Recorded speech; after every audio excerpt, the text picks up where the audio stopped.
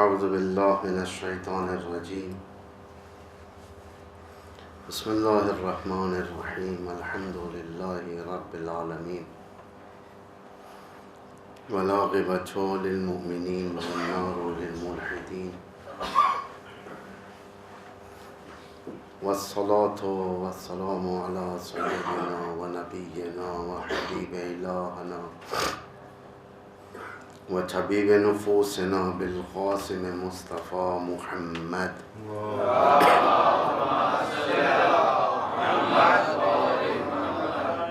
व अला आलिहि तय्यबीन ताहिरीन अल मअसूमीन अल मज़लूमीन अल हुदातिल महदिय्यीन वल हुमातिल मुस्तज़अफ़ीन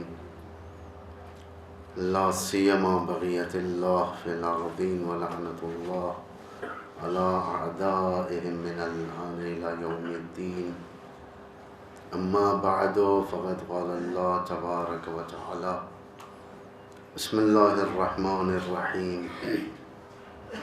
या अय्युहल्लज़ीना आमनू मन यर्तद्द मिनकुम अन दीनिही फ़सौफ़ यअती अल्लाहु बिक़ौमिन युहिब्बुहुम व युहिब्बूनहु अज़िल्लतन अलल मुअमिनीन व अइज़्ज़तन अलल काफ़िरीन व युजाहिदून फ़ी सबीलिल्लाह व ला यख़ाफ़ून लौमत लाइम। सल्लल्लाहु अलैहि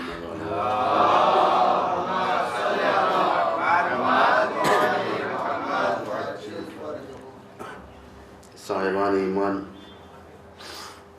बुज़ुर्गान मिल्लत, मुसलसल 4 गुफ्तगू हमारी इसी आयत के उन्वान पर शुरू हुई, जिसमें हमारा मौजू दुश्मन से आशनाई यानी दुश्मन को पहचानना और इस दौर में अपने आप को अपने अंदर बसीरत कायम करना। ज़ाहिर बात है, शिया की ज़िम्मेदारी बहुत ज़्यादा है बेनिस्बत दूसरे मज़ाहिब के। इस वक्त शियत सारे जहां में एक फास्टेस्ट ग्रोइंग रिलीजन है। लोग तहक़ीक़ कर रहे हैं और बाकायदा ईमान लेकर आते हैं। अगर हमारी बहस और गुफ्तगू का अंदाज़ा लगाया जाए, यहूदियत को इस वक्त इस्लाम से कोई प्रॉब्लम नहीं है। यहूदियत को ईमान से प्रॉब्लम है, अहले ईमान से। सारी दुनिया में कोई भी इस्लाम, कोई भी दीन रहे, सारी दुनिया में मुसलमान रहे, मुसलमान फैल जाएं दुनिया में, यहूदियत को इससे कोई फ़र्क नहीं पड़ता। यहूदियत को अहले ईमान से फ़र्क पड़ता है। खुदा ने इस आयत में ये नहीं फरमाया लतजिदन्न अशद्दन नास अदावतन लिल्लज़ीना अस्लमू। खुदा ने ये नहीं कहा, अस्लमू नहीं कहा, आमनू कहा, अल यहूद, कि तुम पाओगे लोगों में सबसे बदतरीन दुश्मन बेनिस्बत मुसलमानों के नहीं का परवरदिगार है, बेनिस्बत अहले ईमान के। मुसलमान होना और है, मोमिन होना और है। मुसलमान और मोमिन में फ़र्क है। जब पैगंबर से जाकर लोगों ने कहा कि हम ईमान ले आए, तो खुदा ने कहा कि पैगंबर इनको क्लियर कर दो, आप इनसे कहो कि ईमान नहीं लाए, इस्लाम ले आए। अभी ईमान बहुत दूर है, मंजिल ईमान बहुत दूर है। तो हमारी बहस इसी पर चल रही थी कि दुश्मन ने 4 ऐसे बरनामे मुशख्खस किए हैं जिसे इस्लाम को नुकसान पहुंचा। एक, अमीरुल मोमिनीन इमाम अली इब्न अबी तालिब अलैहिस्सलाम को सफ़े हस्ती से ख़त्म कर देना, नाम व निशान कुछ भी न रहे। लेकिन कुदरत इलाही, अली की शख्सियत, अली शहीद हुए लेकिन शख्सियत शहीद नहीं हुई, शख्सियत बाकी है। शख्स से अली शहीद हो गए लेकिन शख्सियत आज तक बाकी है। ये सबसे बड़ी बात है। उनको कर्रमल्लाह कहा जाता है, कर्रमल्लाह वजह, यानी इस्लामिक वर्ल्ड में। हमारे पास तो अलैहिस्सलाम कहते हैं, लेकिन इस्लामिक वर्ल्ड में कर्रमल्लाह वजह बेनिस्बत दीगर असहाब के, दीगर असहाब को कहा जाता है रज़ी अल्लाह, रज़ी अल्लाह सबको कहा जाता है। लेकिन अमीरुल मोमिनीन को कर्रमल्लाह, यानी अल्लाह की करामतें चेहरे अक़दस से ज़ाहिर हो रही हैं। ये क्यों? इसलिए कि सारी उम्मत मुस्लिमा इस बात पर मुत्तफ़िक़ है अमीरुल मोमिनीन अली इब्न अबी तालिब के अंदर वो ख़ुसूसियात जो दूसरों के अंदर नहीं है। यानी बाकायदा सारा हाल देखने के बाद आप देखें कैसी कैसी जंगें हुई थी। इमाम पर मुख्तलिफ अलग अलग एलिगेशन लगाने की कोशिश की गई थी, इल्ज़ामात। बदतरीन इल्ज़ाम इमाम पर जंग नहरवान के बाद लगा, ये जंग सिफीन के बाद, जंग नहरवान नहीं, जंग सिफीन के बाद। ये इल्ज़ाम किसी पर भी नहीं लगा। वो इल्ज़ाम ये था कि अमीरुल मोमिनीन से आकर कहने लगे ये खवारिज कि आप तौबा करें, नऊज़ु बिल्लाह, अब काफिर हो गए। कुफ्र का इल्ज़ाम था। और ये इल्ज़ाम कोई नादान लोगों की ज़ुबान से नहीं निकला, ये एक यहूद की सिस्टम के साजिश के मातहत से हुआ है। कुफ्र यानी अमीरुल मोमिनीन के ऊपर कुफ्र का फतवा लगा था उस वक्त। आकर कहा कि आप तौबा करें। इमाम ने कहा तौबे का सवाल ही नहीं होता, मैंने क्या किया? आपने कुफ्र किया है, इस्लाम के खिलाफ अमल किया है, आप तौबा करें, दोबारा मुसलमान हो जाए। इमाम ने हरगिज़ इस एलिगेशन के सामने अपने आप को गिव अप में नहीं दिया, हरगिज़ तस्लीम नहीं हुए इमाम। अगर खुदा न खास्ता दुनियावी पॉलिटिक्स इमाम के अंदर होती तो इमाम पब्लिक को शांत करने के लिए शायद उस वक्त इस्तग़फ़ार कर लेते। लेकिन अगर उस वक्त इमाम इस्तग़फ़ार कर लेते, रहती दुनिया तक यही होता था, चूंकि अली ने कुफ्र किया था इसलिए तौबा किया। इमाम इलाही सियासत पर अमल करने वाले। पहली चीज़ अली इब्न अबी तालिब अलैहिस्सलाम को सफ़े हस्ती से ख़त्म किया।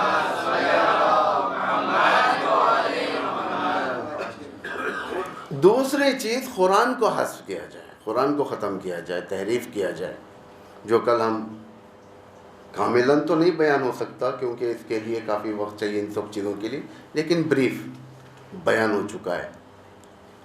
तीसरी चीज़ सुन्नत, सुन्नत को ख़त्म करो, वो भी बयान हो चुका है। अब है फरहंग, एक कल्चर।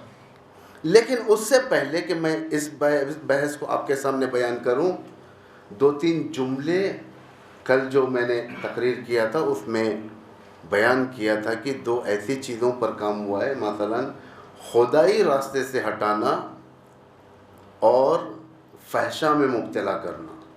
ये ख़ुद फरहंग के अंदर आता है।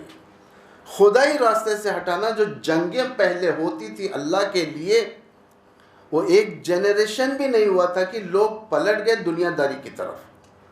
पहले लोग जाते थे, जंग करते थे, अल्लाह के लिए जंग करते थे और अल्लाह उनकी मदद किया करता था। फतह होती थी उनके हाथों पर। लेकिन जब पैगंबर के बाद जंगें हुई, अगर उस जंगों में देखा जाए पैगंबर के दौर के जंग और इस दौर के जंगों में ज़मीन आसमान का फ़र्क हो गया है। यानी सारी खुदाई चले गई लोगों के अंदर से। अब जंगें अल्लाह के लिए नहीं बल्कि जंगें गनाइम के लिए थी। मसलन फ़तेह ईरान, ईरान का जो फ़तह हुआ, उसके बाद दूसरी जंगें, जंग रद्दे यानी मुर्तद से जंग। मुर्तद मतलब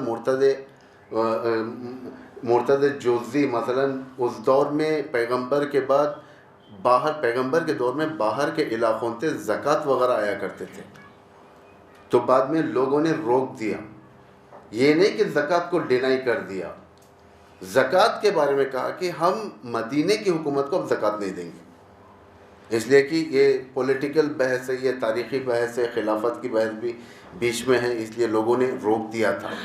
तो ये जंगें, दीगर जंगें, लोग जाया करते थे जंग करने के लिए, लेकिन गनीमत के लिए जाते थे, अल्लाह के लिए नहीं। पैसा इतना जमा हो गया था इनके कमांडर्स के पास, इनके जनरल्स के पास, इनकी घर की नौइयत बदलने लगी। पहले सीधे साधे घर थे, ईंट रख दी जाती थी और गीली मिट्टी से घर बना दिया जाता था, एक घर, उसमें मुसलमान ज़िंदगी कर रहे हैं। बाद में जब पैसा बढ़ने लगा, बैतुल माल से पैसा बहुत ज़्यादा मिलने लगा। बैतुल माल से जब पैसे के ख्वाहिशात बढ़ने लगे, साइड में बिजनेस शुरू होने लगे, घरों की नौइयत बदलने लगी।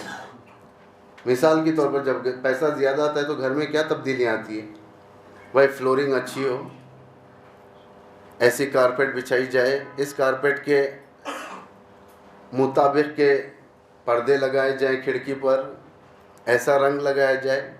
यानी एक एक चीज़ बढ़ते रहती है। ख्वाहिशात नफ्सानी घटते नहीं है, ख्वाहिशात नफ्सानी बढ़ते हैं।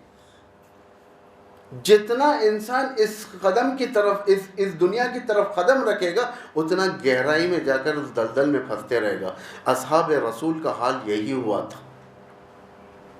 ज़ुबैर बिन अवाम, उसका हाल क्या हो चुका था? ज़ुबैर बिन अवाम एक रिचेस्ट आदमी बन चुका था अरब का। बसरे में, कूफे में, मदीने में, मिस्र में, हर जगह इसकी प्रॉपर्टीज़ थी। पहले नहीं थी ये सब, उसके बाद शुरू हुआ ये सब। हर जगह बिजनेस। वो शख्स जिसकी नमाज क़ज़ा नहीं होती थी, ज़ुबैर की जो नमाज क़ज़ा नहीं होती थी, उस ज़ुबैर जो नमाज यानी वक्त पर होती थी, उस ज़ुबैर की नमाज क़ज़ा होने लग गई थी। यानी अल्लाह के रास्ते से हटाकर लोगों को दुनियादारी की तरफ लाया गया। जंगें गनीमत के लिए होने लगी। अब जब अमीरुल मोमिनीन का दौर आया तो उस वक़्त की जंगें रसूलुल्लाह की जंगों से ज़्यादा फ़र्क हो चुका था। ये जंगें अब उसकी नहीं थी कि अल्लाह के लिए जा रहे थे लोग, ऐसा नहीं था। पहले तो इमाम के पास इनडायरेक्ट आते थे लोग। इनडायरेक्ट मतलब डायरेक्ट इमाम से शिनाख्त नहीं थी, अम्मार के ज़रिए से, मालिक के ज़रिए से। और ये जंगें काफ़ी मुश्किल ईजाद करती हैं। इमाम के राह में यही मुश्किलात ईजाद हो गए थे। फरहंग की ये पहली बहस। दूसरी बहस फहशा, यानी दुश्मन का काम है फरहंग ले लो, फहशा कौम के अंदर डाल दो। औरतों की बदहिजाबी, औरतों की बेहिजाबी, औरतों का रहने सहने का ढंग, एक सोसाइटी के अंदर रहने के आदाब, न मर्द से न महरम से नज़दीक ताल्लुक़ात, फ्रेंडली ताल्लुक़ात, ये उस दौर के इस्लामी जामे की सबसे बड़ी प्रॉब्लम बन चुकी थी। सिर्फ उस दौर के लिए, क़यामत तक के लिए आने वाले सोसाइटीज़ के लिए बड़ी प्रॉब्लम है। क्योंकि जब हलाल काम हट जाता है तो लोग हराम पर मजबूर हो जाते हैं। दूसरे खलीफे के दौर में एक गवर्नर को पकड़ा गया था प्रोस्टिट्यूशन में, ज़िना करते हुए। पकड़ा गया था गवर्नर, इस्लामिक स्टेट का गवर्नर, खलीफे की तरफ से बसरे में गवर्नर, उसे पकड़कर खलीफे के सामने लाकर रखा गया था, लेकिन सिस्टम ने कोई एक्शन नहीं लिया, यानी इग्नोर कर दिया केस को। इतना भारी केस, कोई मामूली बात नहीं थी ये। यानी बाकायदा अब भाई सवाल ये है कि जो है एक गवर्नर हाउस कितना बड़ा होगा उस दौर में, कुछ भी रहो, एक स्टेट का एक गवर्नर है तो उसके लिए एक अच्छा मकान है, उसके लिए बाउंड्रीज हैं, उसके लिए प्राइवेसी है, उसके लिए हर चीज़ की सिक्योरिटी है। उसके बावजूद भी लोगों ने क्यों पकड़ा? ये गुनाह तो चार दीवारी के अंदर का गुनाह है। ये आजकल की दुनिया का गुनाह नहीं है, ये चार दीवारी के अंदर का गुनाह है। क्यों पकड़ा, क्यों लाया, कैसे हुआ, ये इसके ऊपर मुझे ज़्यादा डिस्कशन नहीं करना है, लेकिन इतना बताना है कि ये सारा प्री प्लान था ताकि इस केस को उठाएं, प्रॉस्टिट्यूशन के केस को उठाएं और जामे के अंदर लाएं, कोर्ट के सामने लाएं, उसका कोई फैसला ना हो, ताकि ये मालूम हो कि इस्लामिक कंट्री के अंदर ये प्रोविज़न ओमिट कर दी गई। वरना ये गवर्नर प्रॉस्टिट्यूशन में फंस जाए और उसके लिए कोई सज़ा ना हो, ये क्या बात की दलील है? ये दलील यही है कि इग्नोरेंस, ताकि छोड़ दो, फ्री जामे रहने दो, फरहंग को ख़राब करना। ये फरहंग की ख़राबी कहाँ तक गई? ये फरहंग की ख़राबी काफ़ी गहरी हो चुकी थी। कूफा सारा पोल्यूटेड हो चुका था। कैसे? दलील इमाम अली की हुकूमत है, खिलाफत है इमाम की, और दारुल खलाफा कैपिटल सिटी उस इस्लामिक स्टेट का कूफा। कूफे में एक औरत इमाम के पास आती है, आकर कहती है कि मेरे से एक फहशा हो गया, यानी मैंने एक गुनाह कर लिया है।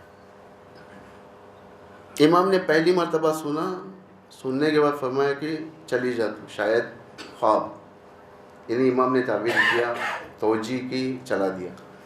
दूसरे दिन फिर आई, आकर कहा मैं गुनाह कर चुकी हूँ और मैं सज़ा चाहती हूँ इसकी। इमाम ने दूसरी बार भी सुना और चला दिया। तीसरी बार, चौथी बार जब ये औरत बयान कर चुकी, इमाम ने फरमाया परवरदिगार तू गवाह रहना, 4 हुज्जतें हो चुकी इस पर, अब इसे सज़ा देना ज़रूरी। मस्जिद में आए इमाम, आकर ऐलान किए कि कल संसारी है फला मैदान में, ओपन यार्ड में, यानी इस्लामिक सज़ा है ये। मुफसिद फिल अर्ज़, यानी इस तरीके के प्रॉस्टिट्यूशन में फंसने वाले, जिना बिल जबर यानी रेप की सज़ा, मर्डर की सज़ा, ये जितनी सज़ाएँ इस्लाम में आलनन, जैसा दूसरे क़ानूनों में फ़जर के वक्त, सुबह के वक्त जेल के अंदर फांसी दी जाती, वैसा नहीं इस्लाम में। नमाज जुमा के बाद उसे मारा जाएगा, फांसी दी जाएगी। आजकल ईरान में फांसी दी जाती है, सऊदी अरब में भी यही है, हर इस्लामिक स्टेट में है ये, तकरीबन इस्लामिक स्टेट्स में ले जाया जाता है, वसत में उसे संसारी की जाती है। ये औरत को संसार करना था।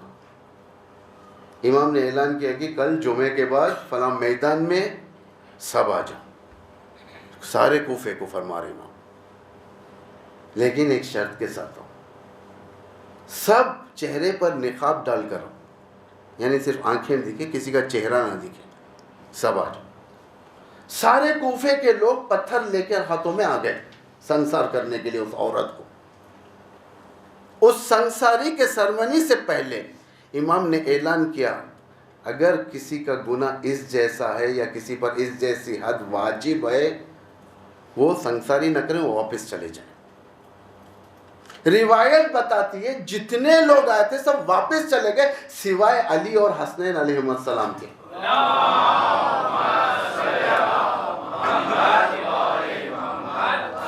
इमाम का जुमला नोट करें आप, सब वापस चले जाओ, जिसके ऊपर भी ये सजा वाजिब है। और जो भी ये फिल्म में इन्वॉल्व है प्रोस्टिट्यूशन में, सब वापस चले जाओ। वो पत्थर ना मारे, पत्थर वही मारेगा जो इन्वॉल्व नहीं। सब जाने की दलील ये है कि कूफा प्रोस्टिट्यूशन से भर चुका था।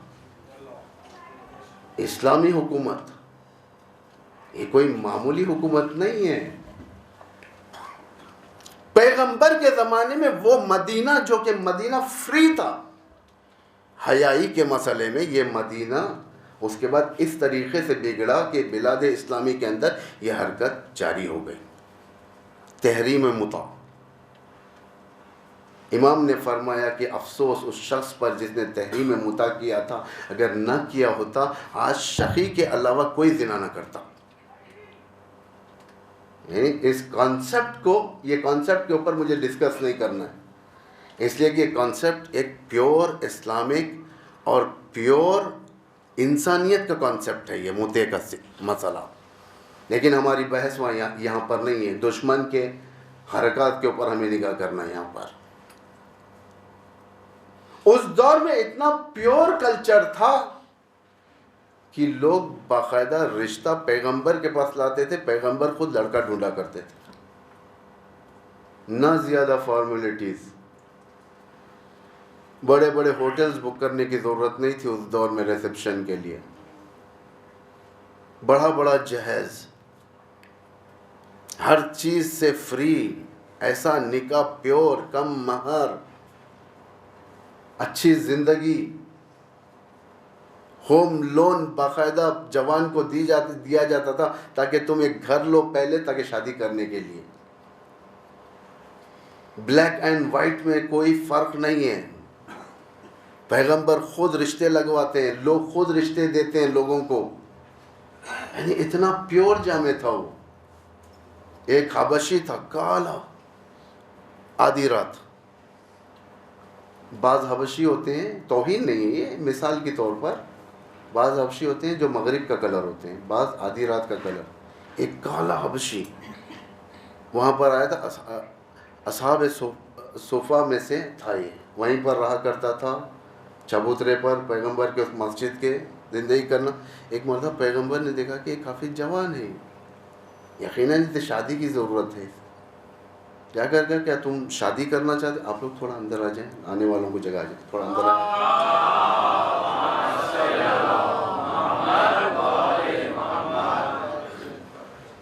फरमाया कि क्या तुम शादी करना चाहते हो? या रसूल अल्लाह, क्यों नहीं करूँगा, शादी यकीनन करूँगा। फला घर में जाओ, जाकर कहो कि पैगंबर ने भेजा है रिश्ते के लिए।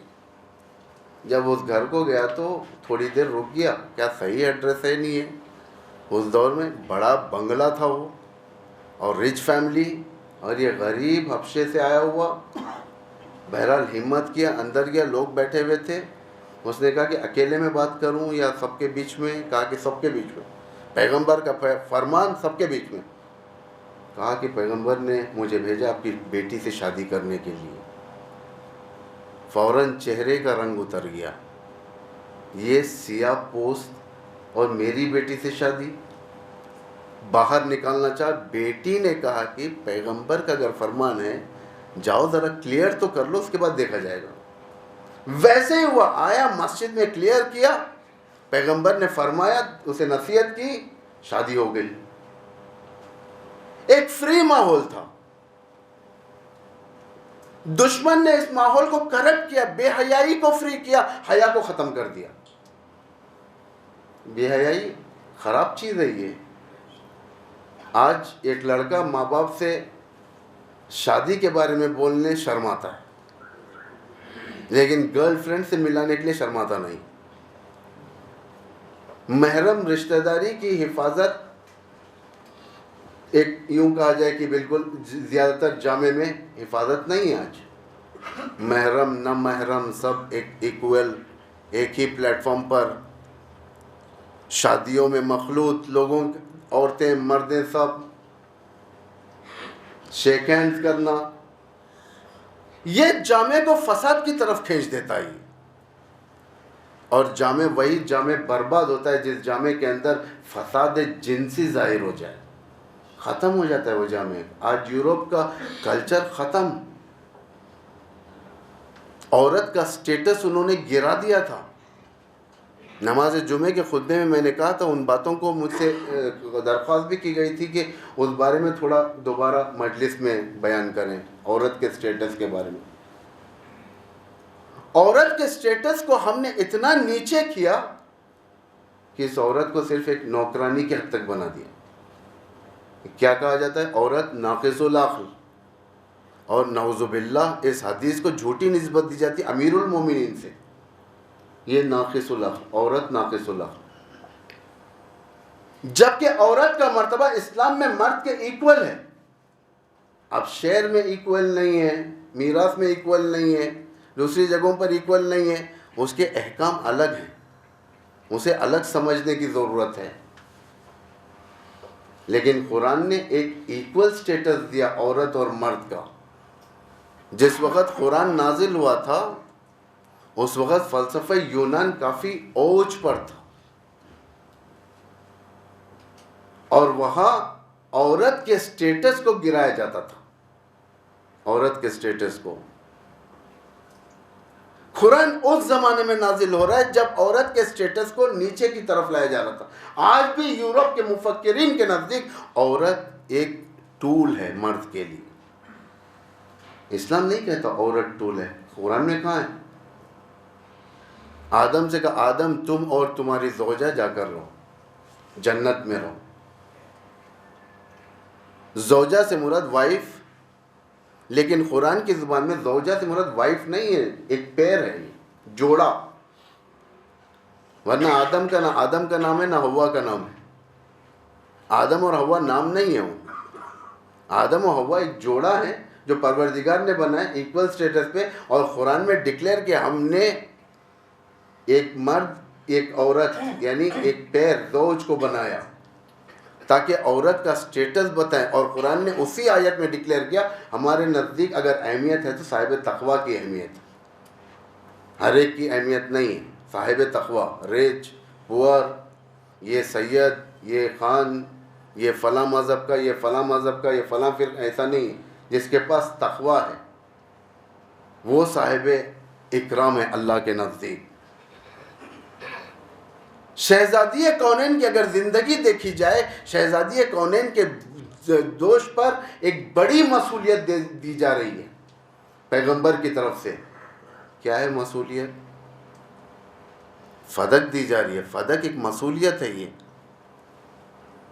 यानी ये रेस्पॉन्सिबिलिटी बिजनेस की उसी को दी जाती है जो एजुकेटेड हो।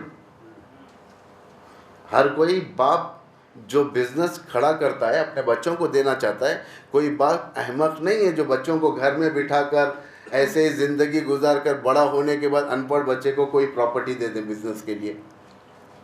मार खा जाएगा उससे बच्चा, हो दुश्मनी ज़्यादा हो जाएगी, लोग ख़त्म कर देंगे उससे, प्रॉपर्टी उसकी छिन जाएगी, बिजनेस चले जाएगा उसका। जो कैपेबल होता है बाप उसके हाथ में देता है। फातिमा उस कैपेबिलिटी पर थी, इसीलिए खुदा ने परवरदिगार ने पैगंबर से कहा कि पैगंबर फातिमा को सारा फदक दो। फदक की खुसूसियत, परमानेंट वर्कर्स 400 परमानेंट, दिन रात वहीं पर रहते थे, काम करते थे सब। लेकिन जब फसल का मसला आता था तो उस वक़्त मदीने से 2000 लोग जाते थे काम करने के लिए उस मकाम पर, फदक पर। मदीने का बिजनेस उसके ज़रिए से, मदीने की इकोनॉमी उसके ज़रिए से बहुत अच्छी होती थी। कोई मामूली इकोनॉमी नहीं थी। फदक की इनकम कोई मामूली इनकम नहीं थी। ये फदक हर दौर में इशू बना, खुद पैगंबर के बाद फौरन बाद। चूंकि लोगों ने ज़कात देना बंद कर दिया था, मदीने की इकोनॉमी क्वेश्चन मार्क में आ गई थी। अब इस इकोनॉमी को दोबारा शुरू करना है नए तरीके से। क्या करें? पहले फदक को हासिल करो ताकि उसके ज़रिए से हम मदीने की इकोनॉमी को सेट कर सकें, वरना नहीं हो तो फदक की मालिकिन फातिमा ज़हरा। फदक के मालिक होने के बावजूद फदक के बहाने से गई, लेकिन फदक मांगने नहीं गई। फादर को मांगा, इस माने में नहीं मांगा कि मुझे दे दो, ये मेरी एक प्रॉपर्टी है जो बाबा ने दी है, लेकिन इस्तेदलाल के ज़रिए से।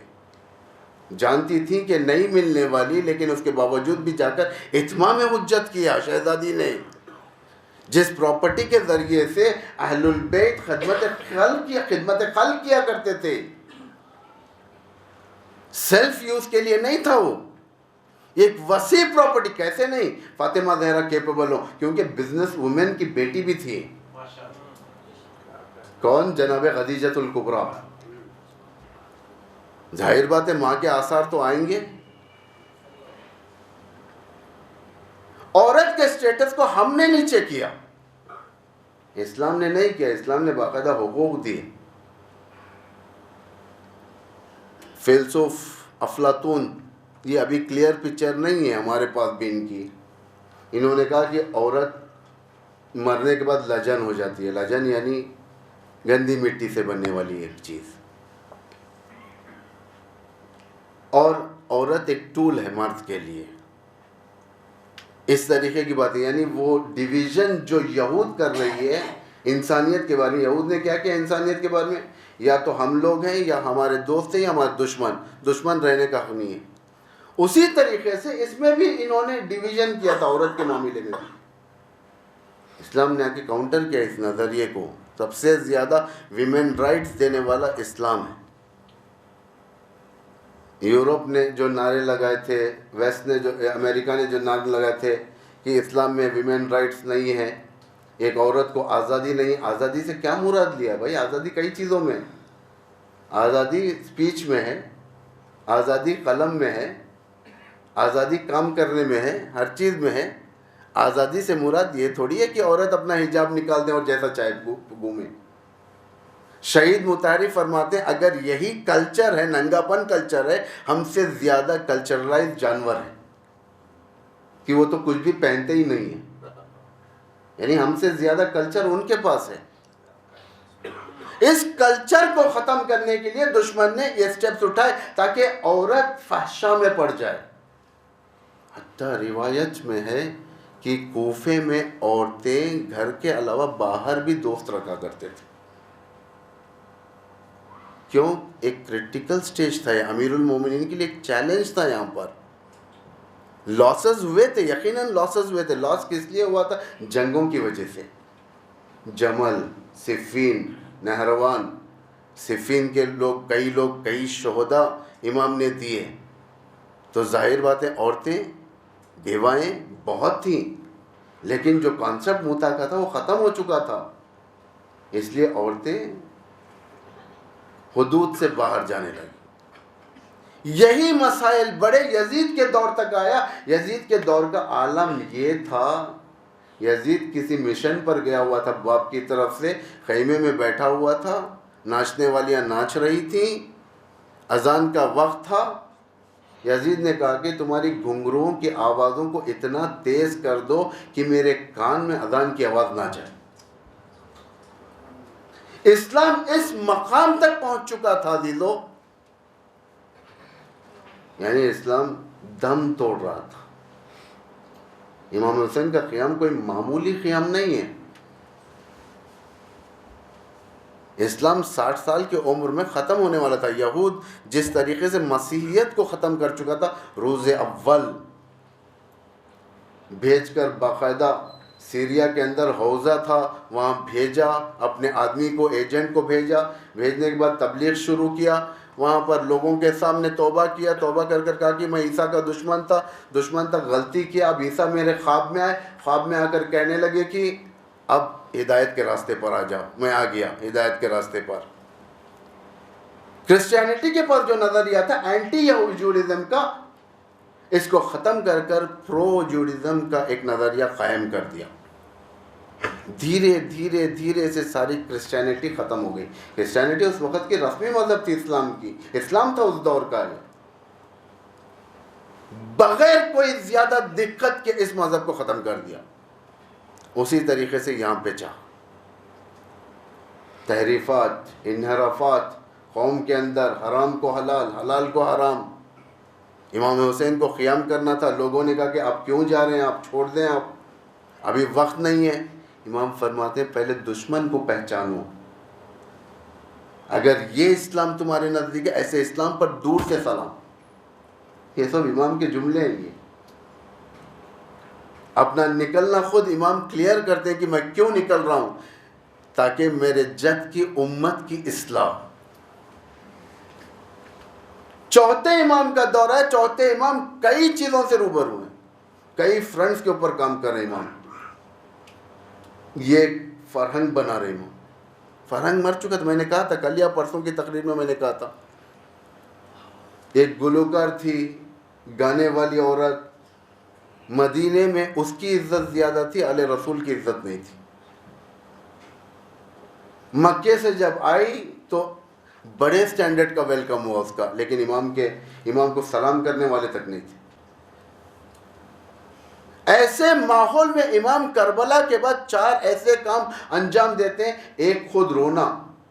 रोना मतलब सिर्फ रोते हुए बैठना नहीं, रोने यानी दूसरों को अपना पैगाम देना। खुद शहजादी कौनैन का अय्याम है, शहजादी कौनैन का अगर रोना देखा जाए, हमारी निगाह में रोने से मुराद ये है कि दस्ती रखकर शहजादी रो रही, इसको रोना कहा जाता है। ये रोना शहजादी के पास नहीं था, ज़ैनब के पास ये रोना नहीं था। लोगों के सामने बयान करना जिससे लोग तंग आ जाते थे। बीवियों के सामने शहजादी कौनैन बातें बयान करती थी, सारी तारीफ बयान करती थी, औरतें जाकर उनके मर्दों से सवाल करना शुरू कर देती थी।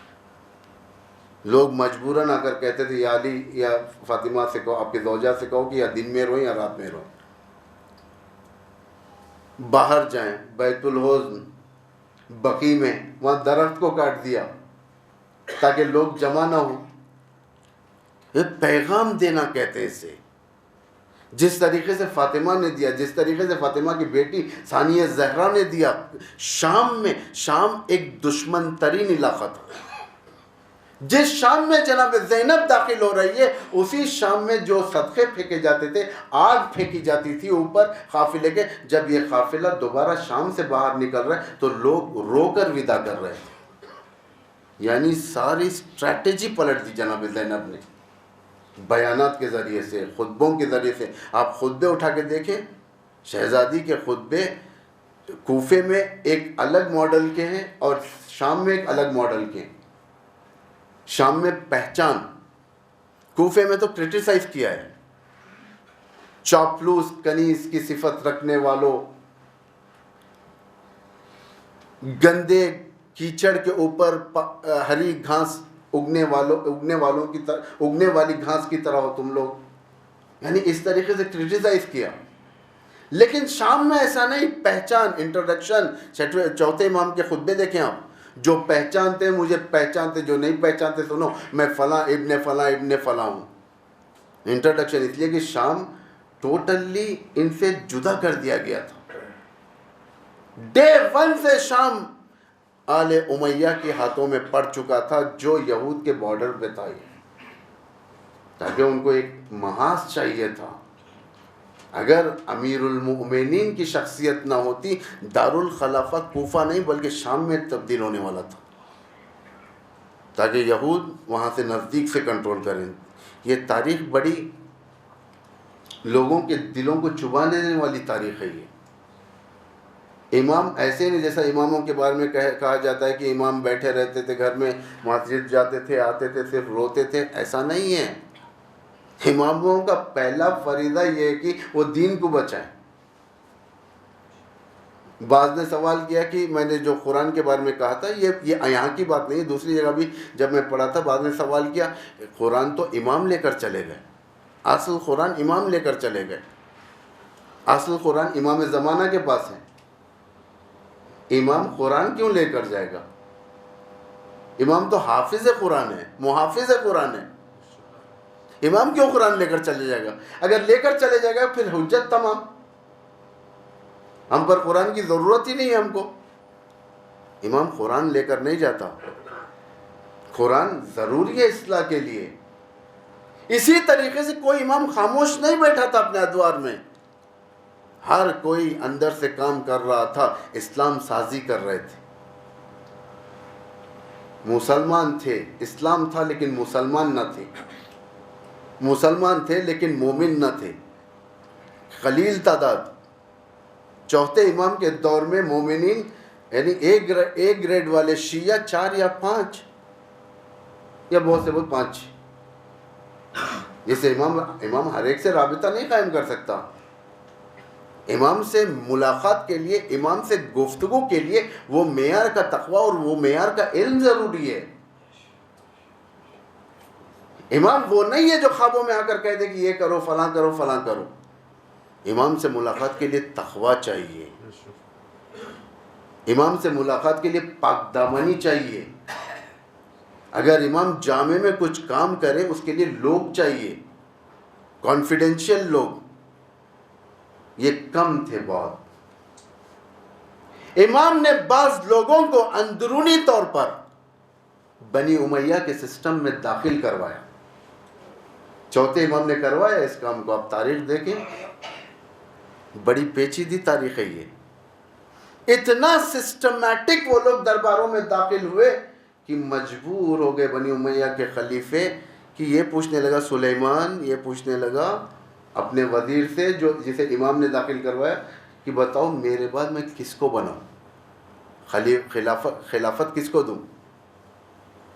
तो वो लोग देखते थे कि इस्लाम के लिए कौन बेहतर है, कौन कम जुल्म कर सकता है सब जालिम। ये देखें कौन कम जुल्म कर सकता है। कहा कि अगर मसलहत अगर आप मसलहत समझना चाहते हैं तो आपके बाद आप उमर इब्न अब्दुल अजीज़ को बनाएं। उमर इब्न अब्दुल अजीज़ मदीने का तरबियत शुदा था। वो जानता था बाज़ लोग जो मदीने की हवा में तरबियत पाए थे वो बेटर थे, बेहतर थे दूसरों से। आप तारीख देखें, मैं हर चीज़ बयान नहीं कर सकता, तारीख में है ये सब। उसमें से एक उमर इब्न अब्दुल अजीज़ जिस वक़्त वो तख्त पर आया, सबसे पहला खलीफा था जो बैंड किया अली को गाली देने से।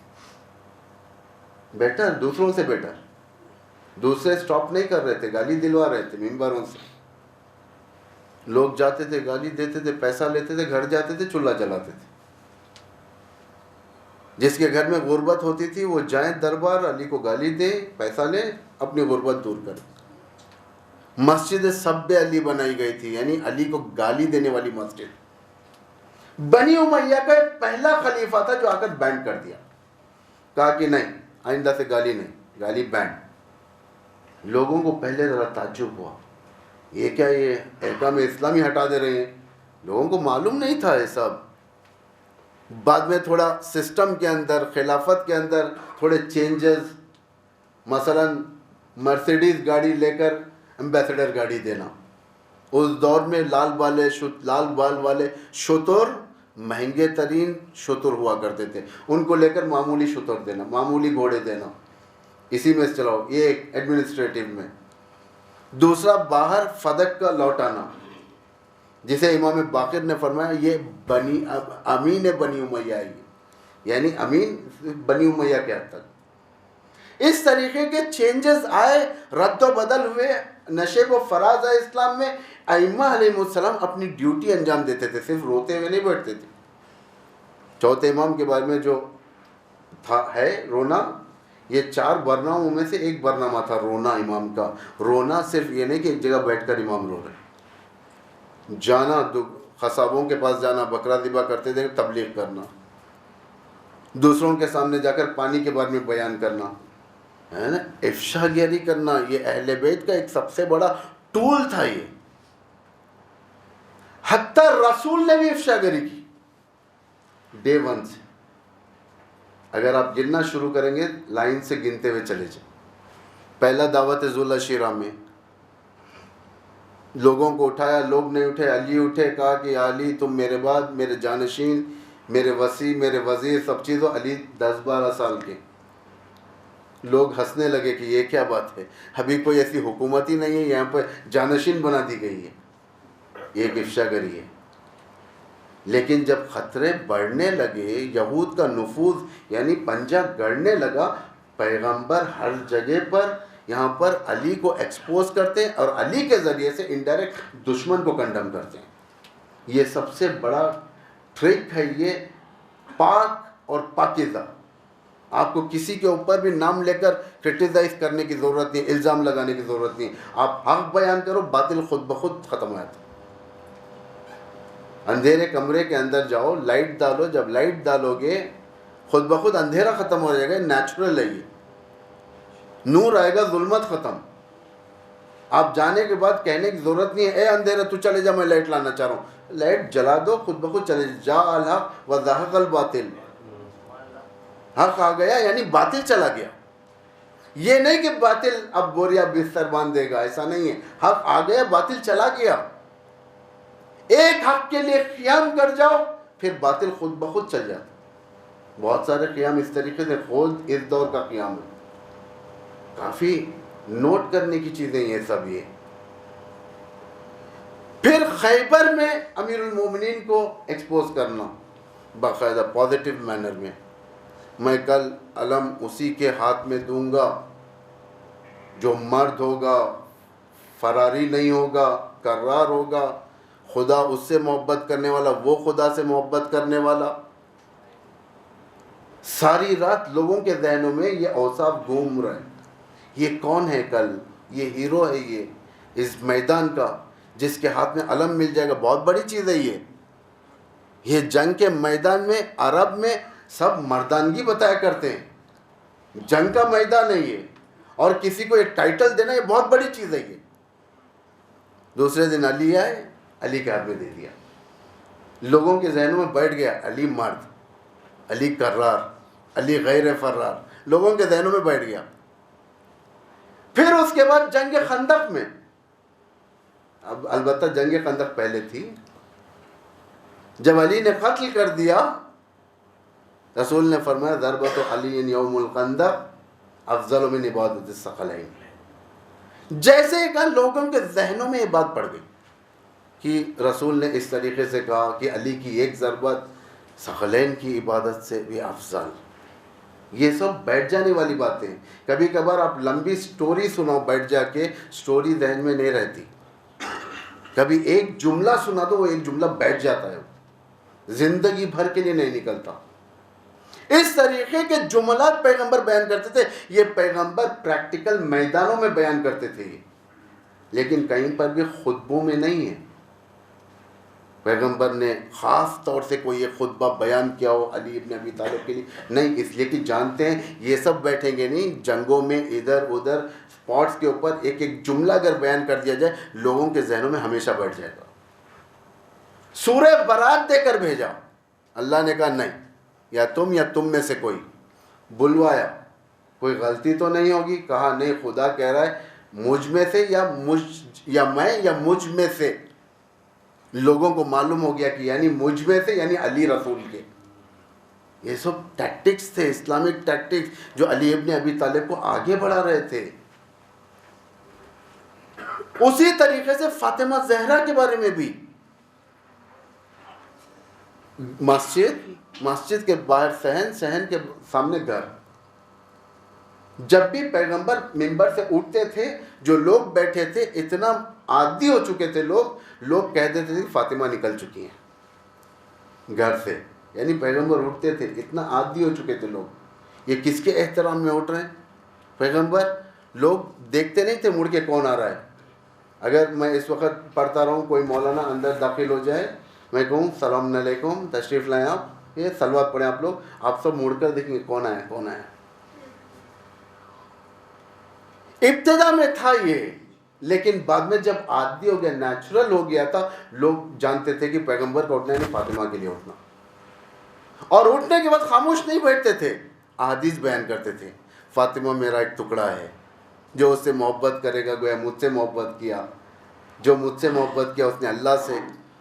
इसको रिपीट, बार बार रिपीट करना। जो उसको सताया गोया मुझे सताया।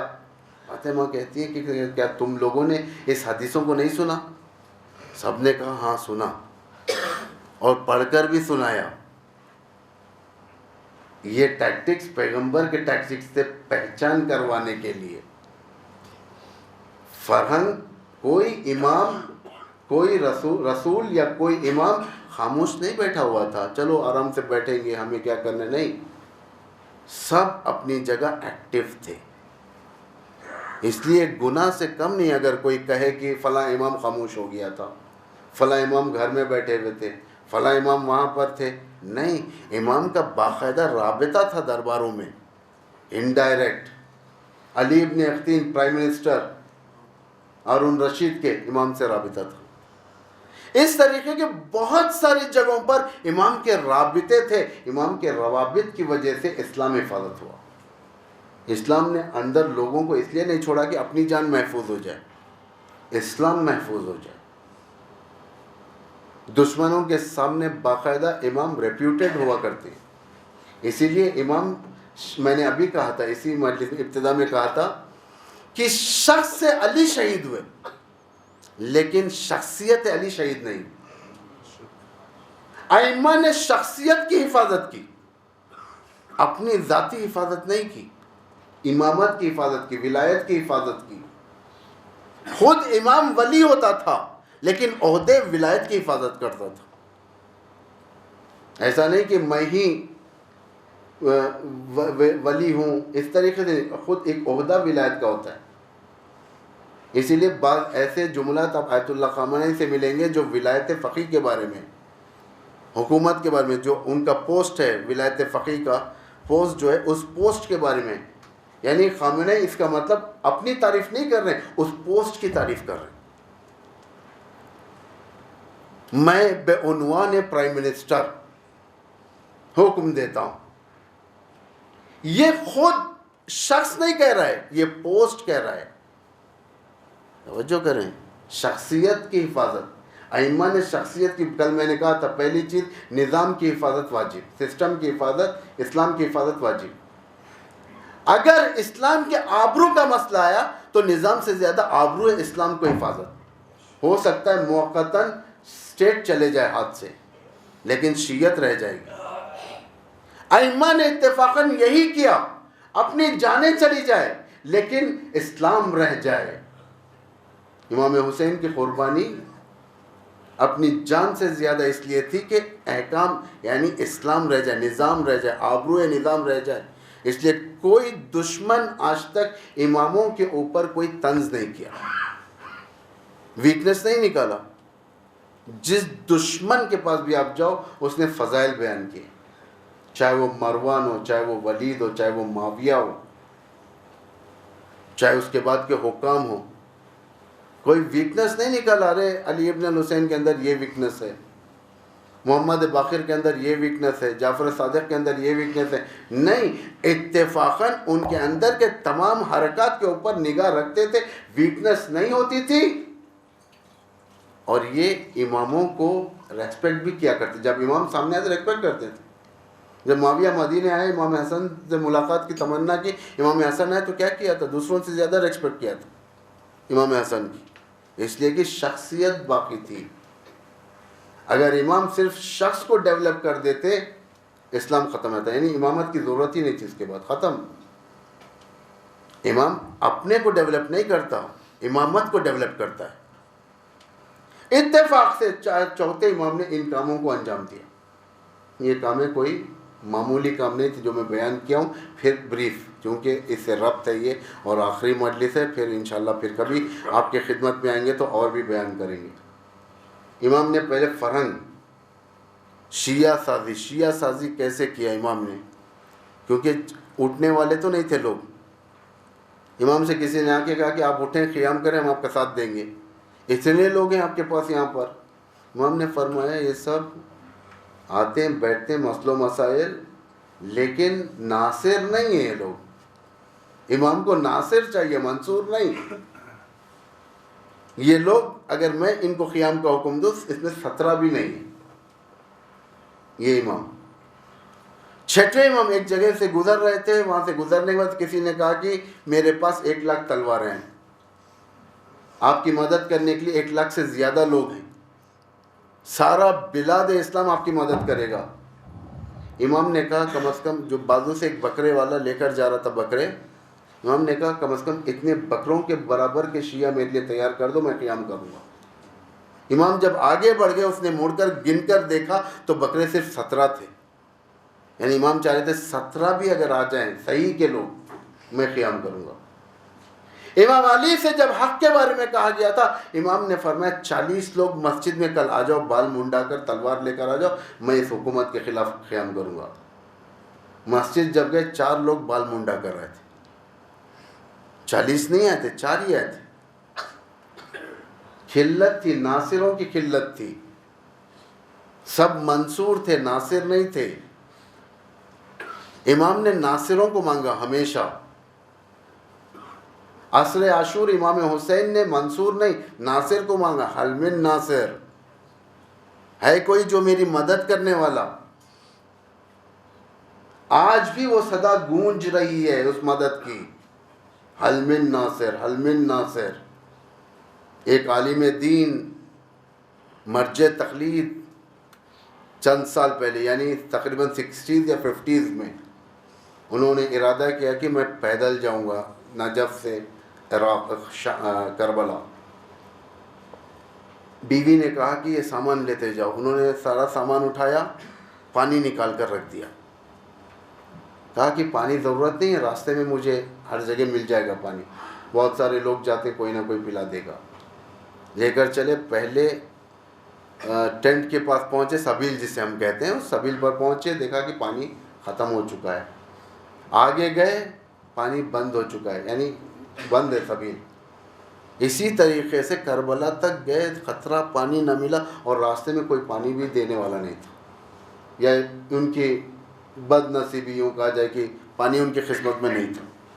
करबला के नज़दीक पहुँचे, अब प्यास नहीं, उनके ऊपर अतश तारी है। अतश यानी बालातरीन मंजिल का नाम है अतश, जो करबला में थी। वो घुटनों के बल बैठ गए ज़मीन पर और उन्हें करबला की प्यास याद आई। मैं ये वाक़े में एक नतीजा बताना चाह रहा हूँ नासिर और मंसूर के बारे में। ये बहुत गिरिया करने लगे, इल्हाम हुआ, क्या तुम करबला का मंजर देखना चाहते हो? कहा कि बेशक देखना चाहता हूँ। बताओ कौन सा सीन देखना चाहते हो करबला में? सुबह से लेकर शाम तक करबला थी, आशूर का दिन। आशूर का कौन सा सीन देखना है? असहाब का सीन देखना है, भाइयों का सीन देखना है, इमाम के बच्चों का सीन देखना है। इन्होंने कहा मुझे शहादत इमाम से खेमा जलने तक का सीन बता। उनके सामने ज़मीन पर स्क्रीन बनी और वो लाइव करबला देख रहे थे। ये 1960s के दौर में, यानी आज से 60 साल 80 साल पहले की बात है, 70 साल पहले की बात है, जब उस वक्त का करबला परवरदिगार ने कई लोगों को दिखाया है करबला, और वो हालात देखी नहीं गई उनसे, रोना शुरू कर दिया, खुदाया बस इससे ज़्यादा मुझे करबला नहीं देखा जा सकता। फिर ये करबला पहुँचे, धूल प्यास, इमाम हुसैन के पास बैठकर, हरम के पास जाकर पानी लेकर मुँह धोने लगे। उसके बाद इमाम हुसैन के हरम में जाकर बैठ के, आसर का वक्त, 4, 5 या 6 बजे का वक्त, गर्मियों का मौसम, मगरिब बहुत देर से होती है वहाँ पर, या 5 बजे बैठे हुए इमाम के हरम के मीनार से टाइम की घंटी बज रही है, क्लॉक की घंटी, एक टंग टंग इस तरीके से, 1 2 3 4 5 इससे घंटियाँ। लेकिन इन्हें ये घंटी उस घंटी की शक्ल में सुनाई नहीं दे रही है, ये सुनाई दे रहा है हल मिन नासिर, हल मिन नासिर, हल मिन नासिर। उसी वक्त उन्होंने गौर किया, अब्बास के हरम में भी घड़ी की घंटी बजने लगी। वहाँ से इनके कानों में आवाज़ दे रही लब्बैक लब्बैक लब्बैक, यानी हर घड़ी इमाम अपने शियों से कहता है हल मिन नासिर, हल मिन नासिर। इमाम हमसे मदद का तवक्को रखता है। इमाम चाहता है कि आओ तुम आओ, मेरी मदद करो ताकि मैं तुम्हें सादत की तरफ ले जाऊं। हम साफ चीज़ों में इमाम के पास जाकर कह देते हैं हमें ये दो, हमें फ़लाँ दो, हमें फ़लाँ दो। हम उल्टा मदद मांगते हैं इमाम से। इमाम कहता है तुम मेरे पास आओ, मदद करो मेरी, मेरे दीन की मदद करो। फर्क देखें कितना है। दुश्मन ने कितना इन्हिराफ कर दिया उम्मतों के अंदर कि इमाम मदद करना चाहिए इमाम को। दुश्मन ने कहा कि नहीं नहीं, इमाम को मदद नहीं, तुम मदद चाहो, है ना। इमाम मुश्किल में है, हम जाके इमाम से मांगते। ये सब समझने की बातें हैं। ये आप लोग सुनते रहते हैं। आज क्या है, आज इमाम का स्टेटस क्या है हमारे पास? इमाम का स्टेटस हमारे ख्वाहिशात के लिए, बच्चे का रिजल्ट निकलने वाला, या अली या अली या अली मेरा नंबर आ जाए। नौकरी के इंटरव्यू जाना है, या अली मेरी इंटरव्यू अच्छी हो जाए। यानी हम नासिर नहीं मंसूर हैं। इमाम इन चीज़ों के लिए, चीप चीज़ों के लिए इमाम बड़े मकसद के लिए है। नासिर किसी भी मज़हब से बन सकता है इमाम का। जैसा करबला के अंदर खुद क्रिश्चियंस में से थे, उस्मानी मज़हब के थे। ज़ुहैर बिन क़ीन फरारी, इमाम हुसैन से फरार होते थे। उस्मानी मज़हब कौन? खलीफा उस्मान का जो क्रिटिकल दौर था, इतना प्रोपेगेंडा किया गया था, एक मजहबी बन गया उस्मानी मज़हब। उस्मानी मज़हब के हुर को भी भेजा गया था करबला, ताकि हुसैन को रोके। कैसे आदमी को भेजा गया? कट्टर आदमी को, उस्मानी मज़हब। लेकिन हुसैन के पास आ गए, हुर भी आए, ज़ुहैर क़ीन भी आए। मदद का, नुसरत का जज्बा होना चाहिए।